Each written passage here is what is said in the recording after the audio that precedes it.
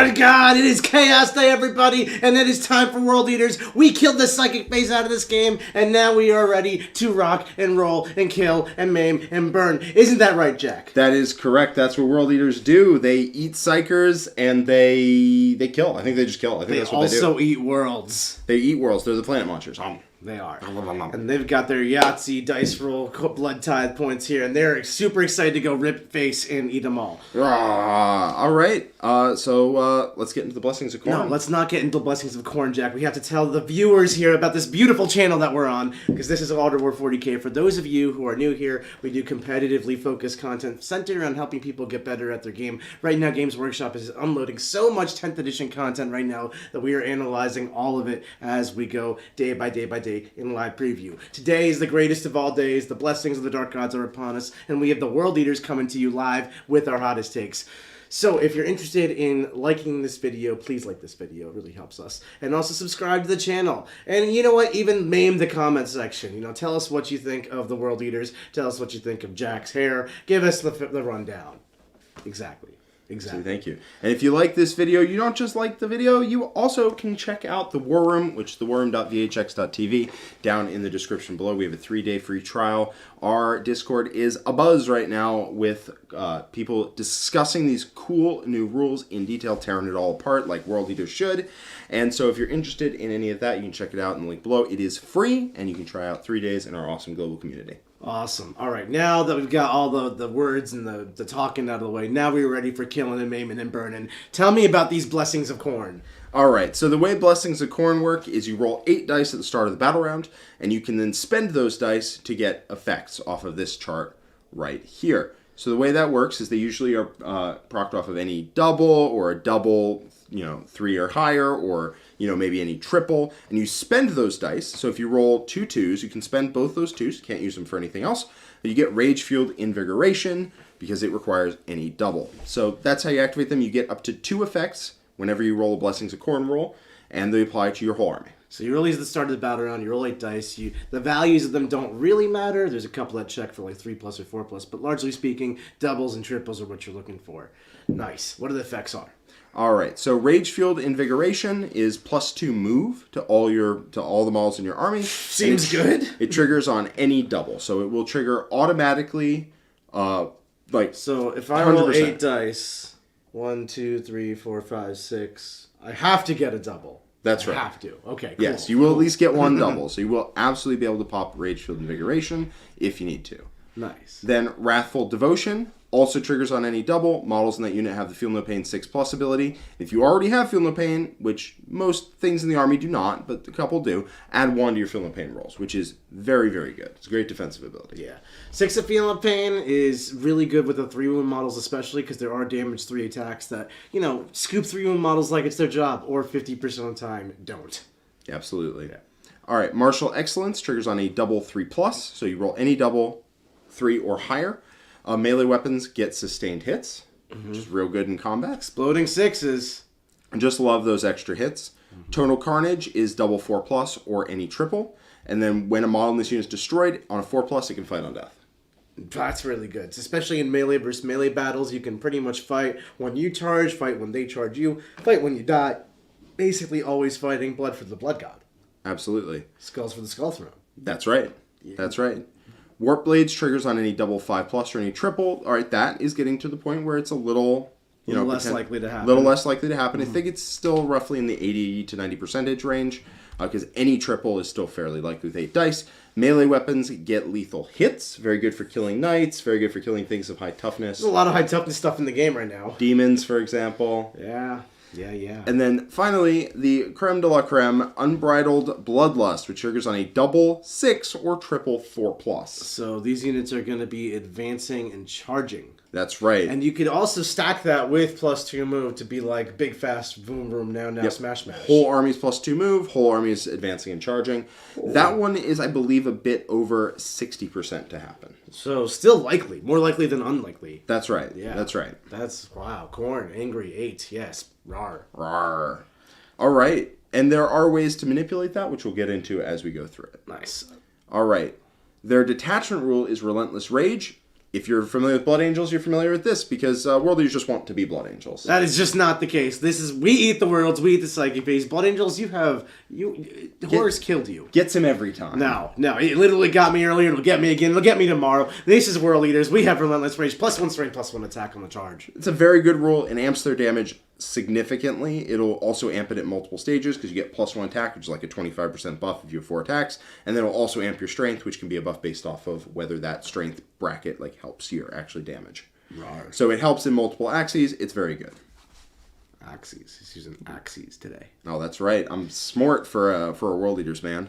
Orcs are coming later. Today we're talking about the Gory Massacre. Alright, Gory Massacre is 1 CP in the fight phase. If one of your units made a charge move and destroyed an enemy unit, in your opponent's next command phase, every unit within 6 inches of that unit must take a Battle Shock check, subtracting 1 if they are below half strength, but they cannot take another Battle Shock that phase. Solid strat right there. The time you want your opponent to fail Battle Shock tests is literally in their opponent's command phase. I think it's weird that you use this strat in the fight phase for the next command phase, but it is what it be. Absolutely. You just have to make sure that you remember it, and don't get lost in the killing and the maiming and the burning, and don't forget that you did the scaring too. Look, if there's no enemies to scare, who really cares? Exactly. For the Skull Throne, in the fight phase, World Leaders unit from your army not selected to fight. If you target a character, monster, or vehicle, +1 to wound, which is 1 CP +1 to wound against only checks notes the things you want to kill. Yeah, characters check, monsters check, vehicles check, units joined to a character extra check. Basically the entire game, or skirmisher units, which you're totally gonna die anyway. Yeah, anything that's going to be tough and is going to require a damage buff, this works on. Yeah, it's 1 CP +1 wound, you got vets. Absolutely. For the Blood God, 1 CP, after a World Leaders unit from your army destroys an enemy unit, you can immediately make a Blessings of Khorne roll, so that's roll 8 dice, and you can spend 1 Blessing of Khorne with those dice. So basically, in addition to the 2 that you can generate through your normal battle round rolling right then and there, in the fight phase after you're murdering people, you can roll 8 dice again and just choose another buff. Yes, and there is an enhancement, not to jump ahead, there is an enhancement that when you make a Blessing of Khorne roll, you can choose to look at it and re-roll it. And so if you have For the Blood Godded, get one, you're like, well, that didn't give me advance in charge for next turn. Like, if it's on your opponent's turn, you kill a unit, you're like, I want advance in charge for next turn. That didn't do it. Reroll. Yeah, another really cool use you could do for this is charge your entire army into another combat army, and then have your first unit activate, kill one of their things. Oh, look at that, I have Fight on Death, and now who cares if you interrupt, I'm just going to start murdering. Also, rolling up to 4 times a turn is really good for trying to bring Angron back, because Angron requires triple 6s, and that one is a bit tough. We'll get to Angron when we get to Angron. For right now, Khorne cares not! That's right. 2 CP in the fight phase, just after an enemy unit selected its target. 1 World Eaters unit from your army gets -1 damage. That's really good. I mean, we talked about how 6 of Feel Pain is really good. Stack it with -1 damage and watch people just not kill you. Exactly. Yeah. Yeah, -1 damage in combat is a big deal. 2 CP steep, but, if we're worth it, it's worth it. If it makes your unit live and then bonk back, that's a big deal. Blood Offering, any phase, if you're destroyed on an objective, you sticky the objective. I like that one a lot. I really think running some Khorne Berzerkers out into a no man's land objective that's just in the open versus a gun line, getting your butt blasted, and then, that's still my objective until you come towards my army, I think that's going to be a really nice move. Alright, what's the next strat, Nick? The Apoplectic Frenzy. Say that 5 times fast. Apoplectic? I was close. I know. So there's so many words in this 40k game we play. 1 CP World Leaders unit has not been selected to move. Instead of rolling your advance, you just get 6. Auto advance 6. You know what that's really good with? Advance and charge and +2 move. Advancing and charging and +2 moving. Oh, wow. You read my mind. Yeah, it's pretty good. When the only thing on it is Blood for the Blood God, it's not hard to read. It's not hard to read. I look at you and I'm like, Blood for the Blood God. That's what's in there. Skulls for the Skull Throne? Which is weird considering I'm going to be using this to beat you down most of the time. No. Alright. World Eaters Enhancements, I think, are all very strong. Mm-hmm. Favorite of Khorne would need to be costed ludicrously for me to not take it. We'll find out. Yeah. Whenever you make a Blessings of Khorne roll before you do anything else, you can use the enhancement and re-roll all the dice. What's the cost you wouldn't take it? 100 points? I mean, it depends on what the price of everything else is in the game. That's fair. Like, if a Rhino's 200 points, then... I mean, the game's really small all of a sudden. Yeah. We'll find out. But it would have to be high. I want this in my army, full stop. It buffs the entire army every turn. Like, yes, please. Yeah. The Berserker Glaive. Berserker Glaive, you get +1 attacks and damage, and if you make a charge roll, you get D3 attacks and damage instead. I mean, I feel like you're going to be making attacks and charges, so I think getting the +D3 does seem good. Yeah, and not jumping over Favor to Khorne for a second, if you're looking for anything other than Advanced and Charge is the army, like, we're trying to do this every turn. Yeah. If you're looking for anything else, Favor to Khorne makes it basically 100%, or close enough that it does not make a difference. But for the Advanced and Charge, Favor to Khorne takes it to like 70-80% range, maybe higher, and that's the point where you can actually like get it off 4 of 5 turns in a game. Very strong. Khorne's favored. Yeah. Yeah, thing's an auto take. All right. Battle Lust is you can select the bear's unit for the Heroic Intervention stratagem for 0 CP, and you can do it even if you've already targeted a different unit with the stratagem this phase. World Eaters are one of the armies that are going to make the most use out of this. They kind of already do with their 6-inch heroic strat, but honestly, like, it's hard to engage World Eaters effectively with their fight on death and their maneuvering, and now that they're charging you back, it can get really hairy. Yeah, yeah. You mean back in 9th edition? They had the Back in 6-inch? 9th edition, that's what I'm talking about, yeah. Mm-hmm. All right. And then Helm of the Brazen Ire. Minus or half damage. Half damage to the bearer. That's really good on a Demon Prince. Yep. Demon Prince, big, tough, big. This is the same as the Thousand Suns one. It'd be toughness 10 with 10 wounds, a 2 up, 4 up. Yeah, I mean, Demon Princes, I think, are pretty generic across all the different legions and armies. They're all more or less the same, but they have different stats and rules. Yep. And half damage is real good. Yeah. Yep. Pretty picture. Pretty picture. Let's linger there. Pretty picture. Yes. Nom nom nom nom. Eat them worlds. Angron! All right. Let's zoom out on Angron. There we go. We got Angron here. Angron is angry. Wow, never heard that one before. Nope. Never have. Never will. Angron is exactly the same stats as Magnus, which is pretty good. Moves 14, toughness 11 with a 2 up, 4 up, 16 wounds, leadership 5, and an OC of 6. He doesn't hit soft in combat. He has 8 attacks, goes to 9 on the charge. Weapon skill 2, strength 16 goes to 17 on the charge. Not that that particularly matters. AP 4, damage D6 plus 2. Or his sweep is 18 goes to 19 on the charge. Hits on 2s, 8 goes to 9 on the charge. AP 2, damage 2. I feel like we don't have to always say goes to whatever on the chart. But it's a big number, Nick. Just every single stat, I'm the one reading them. They always get on the chart. All right, what are his abilities? He Nick? smacks, though. No, he smacks hard. So he's got a pick 3 kind of ability like Abaddon, like Be'lakor, those kinds of big guys. His are going to be really interesting. He's got +1 to hit for his... Or +1 to charge, rather, for his nearby buddies within 6. He's got +1 attacks when you're attacking units below their starting strength. When you are below starting strength. Oh, when you are below starting Yes. strength. Okay, so it's when you take damage, which you probably are taking damage. Yep. And then the final one is probably the most potent. Reroll hits or altogether. Yeah, reroll hits is very good. You do pick this one at the start of your charge phase, so you can come from reserves, pick your ability, and go. You can also pick your ability based off of how the rest of your turn went. I think that's very good. Mm-hmm. And then every time you make a Blessing of Khorne roll, if this model is destroyed, you can use a 666 from that roll to use this ability. If you do, this model is no longer destroyed and placed into reserves with full runes remaining. So, and also, it looks like this one does not take up you can only spend 2 Blessings of the Blood God, because this is not a blessing. So basically, Mr. Angron, you just rolls from strip 6s with your 4 attempts per turn between the enhancement and the stratagem. And you ever roll 666s, and Mr. Angron's Mr. Angry all over again. Yeah, with full wounds. He doesn't come back with 8 like he did last time. Full wounds. No, and he also isn't a soft noodle like he was in 9th edition. Like, look at this man. He angry, he hit hard. Yeah, he hit real hard. He's like a bloodthirster. Yeah, someone in chat pointed out the beautiful timeline where you 4-up fight on death with Angron, kill a unit, spend the CP to get the Blood Tithe roll it, get him back, immediately put him back into Deep Strike Reserves. I want to do it. Yeah, well, you're not. I'm doing it, No. baby. Sorry, bud. All right, love Angron. I think he's really good. Yeah. We'll have to see what he costs, but he is a massive beat stick. He's amazing. And reroll hits is also pretty gross. Kharn The Betrayer, the man, the myth, the legend who kills his own friends. What is this guy doing for us? All right, so he moves 6, toughness 4, 3 up save, 5 wounds, leadership 6, and an OC of 1 with a 4 up invulnerable save.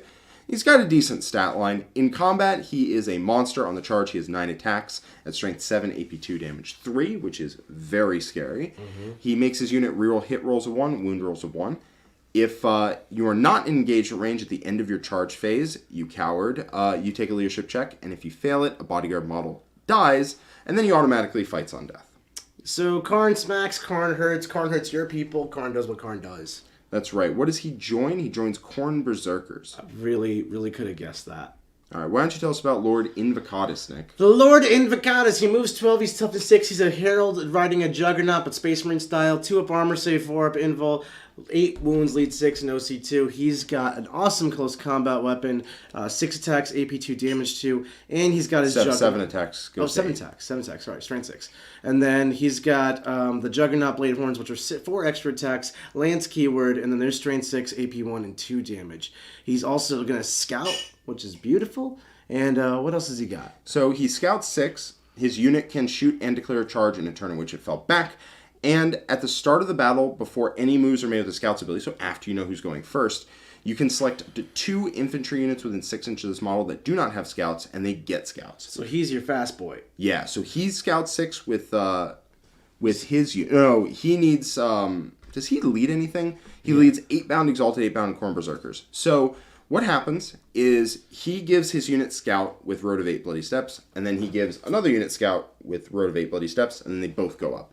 Unfortunately, scouts needs the whole unit to have scouts. So if he joins a unit, he needs to use one of his charges on it. But hey, that's fine. He's kind of a bait stick if he gets You up could the keep board. him on his own and have him scout through his data sheet and have 2 of his friends scout. You could also do that. He is pretty tough, so if you wanted to do it, it's not necessarily a At problem. that point, he'd be like a solo operational murder machine after the scout section. That's right.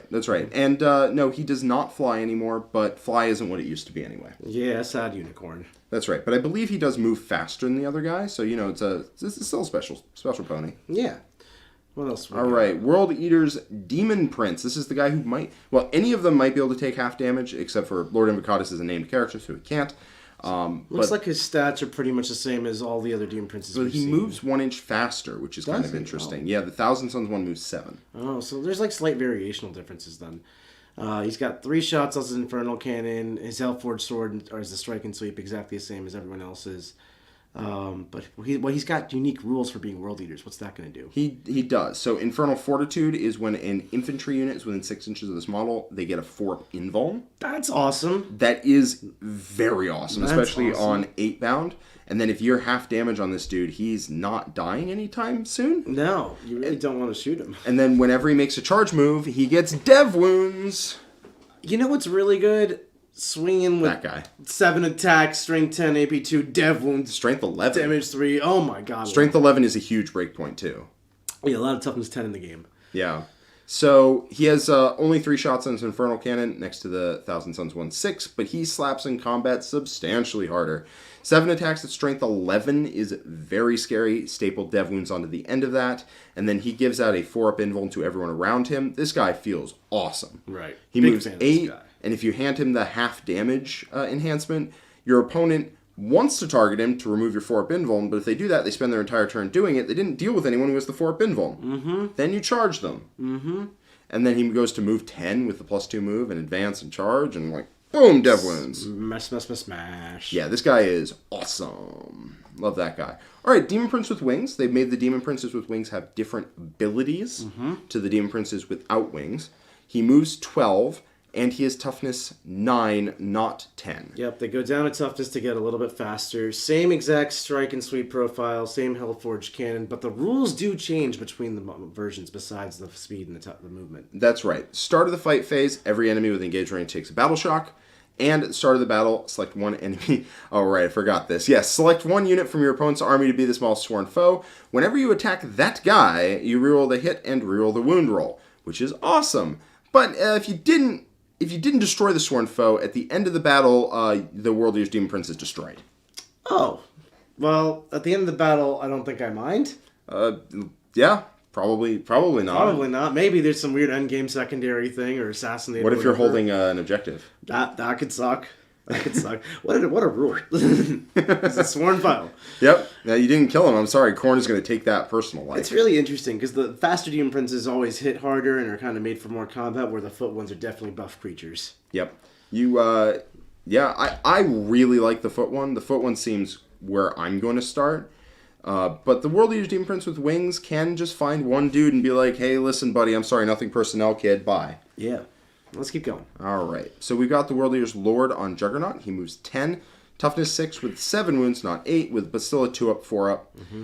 He has an Exalted Chainblade, which is 7 attacks. Strength 6, AP 1, damage 2. He's kind of mediocre on, in combat. Not Seems the like biggest fairly deal. generic guy on a Juggernaut. Yep. While this model is leading a unit, you can reroll any or all of the following rolls made for that unit: advance rolls, charge rolls, and blood surge rolls. That is good. It's all right. Yeah, that's fine. Yeah, I mean, it's what you want for this army, but do you want to pay points for it is a different thing. Yeah, Lord Avocado looks like he's continuing the trend of just being this guy, but better, you know, so... If he's cheap, I could see him just being a character, because he does have a good stat line. He does. And he can also operate independently, because he's not easy to kill. Not Right, hard, right. but if you're being a little careful with him, he's not easy to kill. Every time he ends a charge move, you pick an enemy unit, and on a 2 through a 3, they take Immortal. 4 through a 5, they take D3. On a 6, they take D3 plus 3. You want to Yahtzee somebody? Why not? Why not? He can join 8-bound, Exalted 8-bound, and Khorne Berzerkers. Cool. All right, the World Eater's Master of Executions. So, in the 9th edition Codex, the World Eater's Master of Executions is so much better than the Chaos Space Marine one. But in this one, his stat line looks pretty much the same. The Axe of Dismemberment looks pretty much the same. Obviously, you'll get access to that Relentless Rage for +1 strength, +1 attack on the charge. Which is good. Which is good. He gives his unit Fight First. That is the same. And each time he kills a character... you can reroll wounds. What? Reroll hits and wounds every time he makes a melee attack that targets a character unit. Nope, that is much better. That is much better than the Chaos Space Marines. You want to know what's a little bit better than even that? What's that? Is take the enhancement of plus D3 attacks plus D3 damage on him. Yeah, he seems like then he goes big bang, smash smash, dev wounds, big wound. Yep, with fights first, he just legitimately goes... You know what also just was scoops really the good? unit. The fact that you have free heroic intervention with enhancement as well. So just have him heroic into somebody, fights first, goodbye. Yep, and you can totally take 2 of these, give one the free heroic, and give one the extra damage. Man, for sure. World Leaders get all the cool stuff. Oh, shush you. You have 1 CP full rerolls to hit and wound. Get out of here. Okay. All right, he can join Khorne Berzerkers. Chaos So Space Marines can take these too. Oh, sweet. All right, let's see what they do. All right, they move 6, toughness 4, 3 up save with 2 wounds, leadership 6, and no CF 2, fairly standard.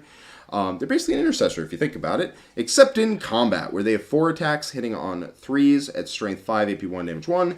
And it's important to note that that is actually 5 on the charge at strength 6. That is a substantial amount more than it looks like. Blood Surge is after an enemy shoots you, after they made their attacks. If any models from the Khorne Berzerker unit were destroyed, you can make a Blood Surge move. And you move D6 inches, but you must finish that move as close as possible to the closest enemy. And you can go in engagement range. Wow. Can't do it while you're battle shocked, but hey. Yeah, no, it's a little dangerous because it can pull you into the open, but, hey, I can get into combat this way. Khorne Berzerkers. Yep, and you can make one. You're not forced to. Oh, okay, that helps. Yes, otherwise, indirect shoots kills one guy and the rest of them just run into the the open. like, oh, no. But, you can also see Khorne Berzerkers are getting new models here. And this is my first glimpse of them. I think those look awesome. I really like that armor. Yeah, they look sweet. They look really, really cool. One gets an Eviscerator, which on the charge is 4 attacks at strength 8. It's a strength 9. It's a Power Fist, basically, which is pretty good. I think it's pretty good. So you take 4 Chain Blades and an Eviscerator, and you take the Icon of Khorne, which means if you're on an objective, when you make a Blessing of Khorne roll, you can reroll one of the dice. We also got a $5 super chat from Turdstain Jimmy. Welcome to World Eater Hero Hammer, baby girl. Absolutely, it's World Eater Hero Hammer. Master of Executions, Lord Invocatus, Angron coming back to life. I'm here for killing him, amen, and bourbon. Thank you so much for your support. Thank you, Turdstain Jimmy. All right. Jakhals. Near and dear to my heart, obviously, because they have my name. Yeah, spelled wrong. Jakh is a perfectly viable way to spell Jack. All right, so they have an auto pistol, which is garbage. They have Jackal Chain Blades, which have sustained hits 1, Dishonored Chain Blades, and Mauler Chain Blades as well. And then they hit on 4s or 5s with a decent number of attacks and a decent strength, but no AP. And like 1 or 2 damage. These are cultists. These are cultists. They have Feel No Pain 6+, which if you're in the Blood Tithe goes to Feel No Pain 5+, which is legitimately good. At the end of your command phase, if this unit is within range of an objective marker you control, then it remains under your control even if you have no models in range of it. So it's sticky objectives. So they sticky objectives, which is great. They don't have Scout, which is a little less great, but hey, sticky objectives, and then you sticky them with the CP. Love that. Sticky Objectives is great roll. That's right. And then Icon of Khorne, every time you make a Blessing of Khorne roll, if it's within range of objective marker, reroll one of the dice. Same as the Berserkers. Nice. So, I mean, just increasing your odds ever more likely. Yep, if you have a Jackal and a Berserker unit on your whole objective, and then a Berserker unit forward, you can reroll 3 of the dice, which improves your odds a lot. Yeah, for real. Okay, what All else right. we got? The World Eaters Terminators. That's right. We got the World Eaters Terminator Squad. This unit traditionally hits insanely hard, so let's take a look. They have the exact same stat line as every other Terminator, and their combat weapons are accursed weapons, paired accursed weapons, chain fist or power fist, which I believe are the same. Yeah, they all look pretty much the same as what a CSN equivalent would be. Power fists are strength 9. They do get that +1 strength and attack on the charge. Well, no, their power fists are just strength 9, so they go up to strength 10 on the charge. Okay, so functionally +2 strength because World Eater's just strong. They're big strong. They do not skip Gym Day. Alright, and then Bloody Fury, every time a model in this unit makes an attack, +1 to the hit. If this unit is below its starting strength, and add 1 to the wound as well if the unit's below half. That's alright. It's alright. It's not the world-ending pain I thought the Terminators would bring, but not to imply they are not hard-hitting. Absolutely. Absolutely. That 4-up invul's appreciated as well. Oh, speaking of which, the Jakhals get the 4-up invul, and they have a 5-up feel no pain if you pick the right thing. That's true. That could actually make them pretty decently tough. Yeah, it could. You can take them in units up to 20. Nice. Alright. Alright, and they are battle lines, so you can take 6 of them. Not the Terminators, the Jakhals. The Jakhals. We're back and forth. Alright. So, yeah, Terminators be Terminators. 8-bound, though, this is the cool 8-bound do be 8-bound, and they have Scout 6-inch natively on their sheet, which is very, very good. Oh, so if they join the... if Lord Invocatus joins them, he can Scout. Right. Because they both have Scout 6 inches. They move 9, which is where they moved before. It was very good. They are Toughness 6 with 3 wounds, so they went up a point in Toughness, which is awesome. They have a 3-up save and a 5-up invuln. And then while a friendly World Eaters unit is within 6 inches of this unit, every time a model in that unit makes a melee attack, reroll a wound roll of 1. That's nice. And if that attack targets a unit below half strength, reroll wounds. So most of the time this is going to be, they are an aura of reroll 1s to wound in combat, which is awesome. And then occasionally you have an opponent who's, Magnus may have gotten down to 7 wounds, and now he is dead. You know what else? Quaint Q Money was explaining how you technically get to slow roll this. So if you start out by wounding your opponent, getting reroll 1s, then at some point your opponent takes his saves and is half dead, and all of a sudden the remainder of your attacks will get reroll wounds. Oh, that is very good. I like that a lot. Mm-hmm. Then in terms of melee, they went down a little bit, but so did a lot of the rest of the game. 8-bound Eviscerators are 7 attacks on the charge at strength 6, AP 2, damage 2. That hits not unhard. No, that's pretty hard. That's pretty hard. That's pretty hard. Then the Heavy Chainglade or Lacerators on the Sergeant. The Lacerators are going to be 5 attacks on the charge at strength 10, AP 2, damage 3. Or the Heavy Chainglade is 9 attacks on the charge at strength 8, AP 3, damage 1. But if you thought 8-bound were hard-hitting, let me tell you about their Exalted friends. Yeah, don't talk to me or my son ever again, says the Exalted 8-bound, who just got Scout 6 inches as well. They have the same top-line profile as the regular 8-bound, but instead of being a rerolls to wound aura, every time an enemy unit within 6 inches is selected to fall back, they have to take a leadership check. If they fail it, they have to remain stationary. Can we also talk about how they just base move 9 and you have access to +2 move at your fingertips, then advance and charge, and fairly easy to get +1 charge as well? Yep. These things are not slow. Regular 8-bound used to move 11 because they moved 9 with +2, but Exalted 8-bound never got access to that, which now they do. So now Exalted 8-bound move 11 as well. They lost their 4-up invuln. They now have a 5-up, but they are toughness 6 instead. And they hit significantly harder. So they have an 8-bound Eviscerator. They don't hit significantly harder. They hit a little harder because they are strength 7 instead of strength 6 on the charge, but only 6 attacks on the charge, not 7. Gotcha. So they hit a little bit less hard, but they have like access. Right, because instead of having a pair of Eviscerators, they have one, which you can choose to use, or you can use the Chain Fist. So every single model has 3 attacks, goes to 4 at strength 15, AP 3, damage 2 on the charge. Strength 15. Yeah, their Chain Fists are not taking it easy on you. Now, they're not anti-vehicle, which is a bit odd for a Chain Fist, but they can just wound them on 3s the old-fashioned way. Yeah, you don't really need anti-vehicle 3+ when you're strength 15. I'll I'll agree with you on that. And then the Sergeant can either have paired 8-bound Chain Fists or a Heavy Chain Glaive. And the Heavy Chain Glaive is exactly the same. And the paired 8-bound Chain Fists are what you're going to take. They are 6 attacks of strength 15 with Twin Linked. Nice. That is... So these are going to be your bread and butter units. These plus Khorne Berzerkers are probably going to be what your army's made of. But let's see what other data sheets we got in here. Yeah, they hit really hard. We got the Land Raider. Before we talk about it, because it's a Land Raider, it can hold 8-bound, Exalted 8-bound, and Terminators. Okay. They just take up the space of 2, which means they can hold 6 of them. So and units of 8-bound and Exalted come in units of up to 6. How odd. This obviously opens up the play of drive Land Raider forward, get 8-bound out, charge opponent, win game. Oh, yeah. Yeah. Yeah, you totally can.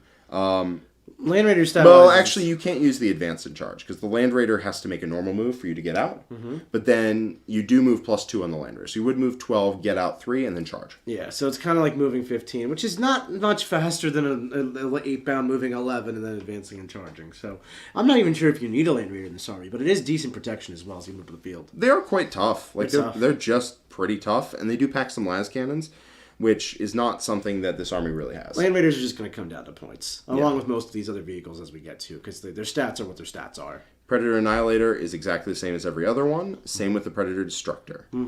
I assume you went deep into detail on those in the CSM. This is like my 5th time looking at a Predator. Same thing with the Defiler. Now, the Forge Fiend is exactly the same as every other Forge Fiend, except it has a different ability. Really? Yeah, all the Forge Fiends have different abilities. I didn't catch that. Okay, So cool. The Thousand Suns one, if you are hit, you are -1 to hit yourself. Mm-hmm. This one, in your shooting phase, after the model is finished making its attacks, if one or more of those attacks hit an infantry unit, they have to battle shock. Nice. You want to know what the Chaos Space Marine one It's is? devastating wounds, I know. Yeah, and you know what you couple that with? You reroll hits and wounds. Reroll hits and wounds, baby! And you were complaining about strats. Get out of here.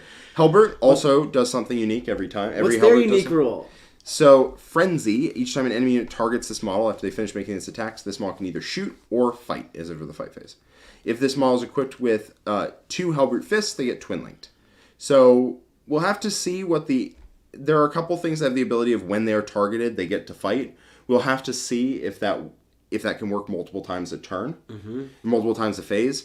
Because it does say in the core rules that you cannot fight more than one time in a phase, but it said that in 9th too, and there were units that could fight multiple times there. So hopefully that'll get cleared up in like their designer's commentary I heard of, or maybe in some future FAQ.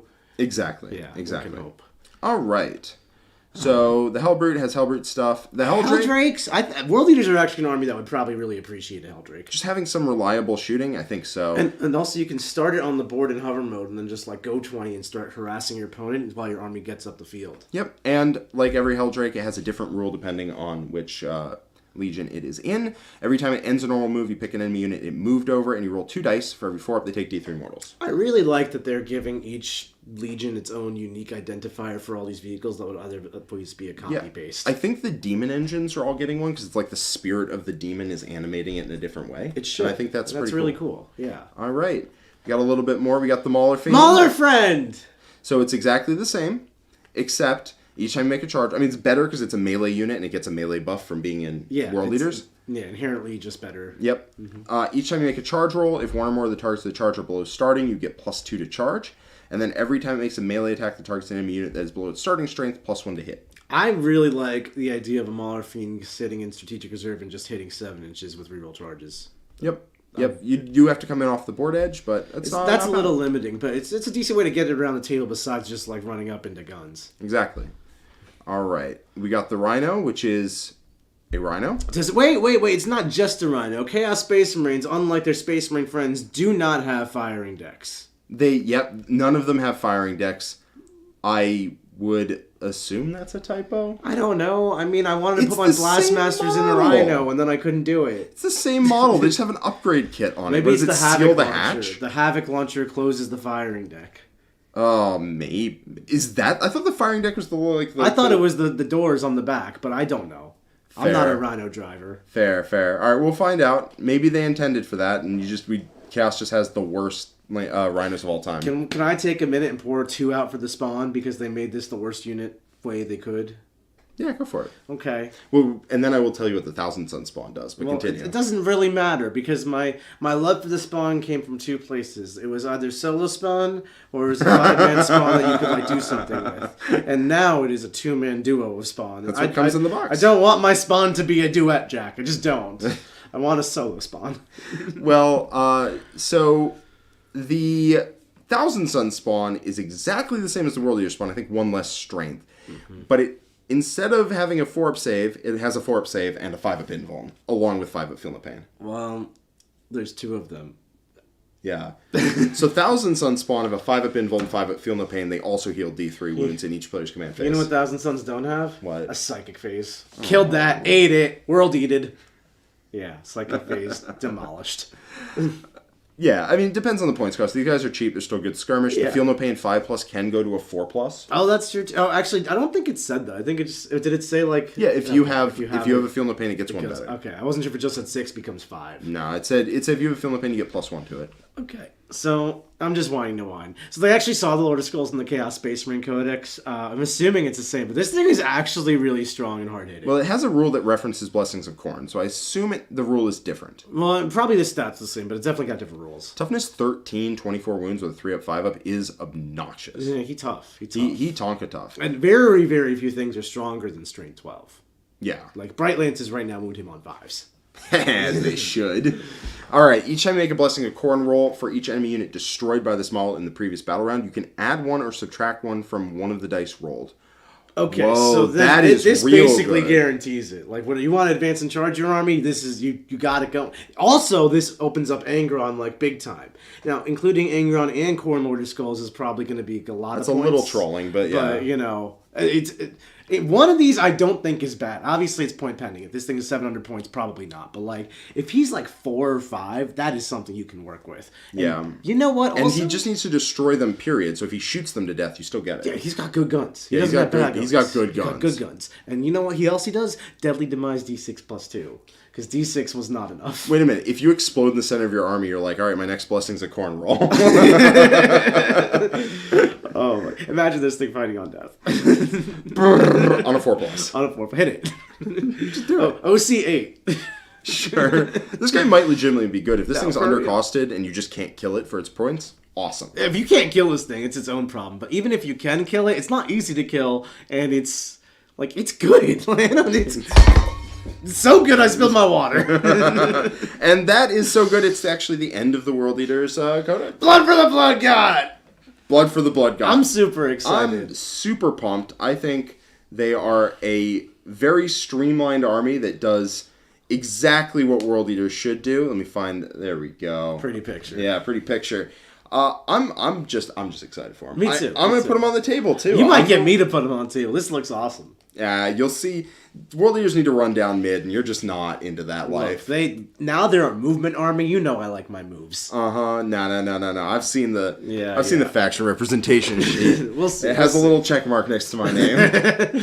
We shall see. So everyone, I hope you enjoyed this live stream. We still have Death Guard coming tonight, but don't you worry. We'll be back tomorrow. Presumably Games Workshop's going to be doing more previews. I can't wait to see what they're dropping. Hopefully it's some elfy goodness. I'm in need of some elfy loving after this Chaos Storm. Chaos Day's not over yet. Do us a favor if you're liking Chaos Day, if you're liking these live reviews, or if you just like competitive 40k, like the channel, subscribe to it. It really helps us keep providing this kind of content for you. And leave us a comment about Blood for the Blood God, Skulls for the Skull Throne, and what you thought about World Eaters.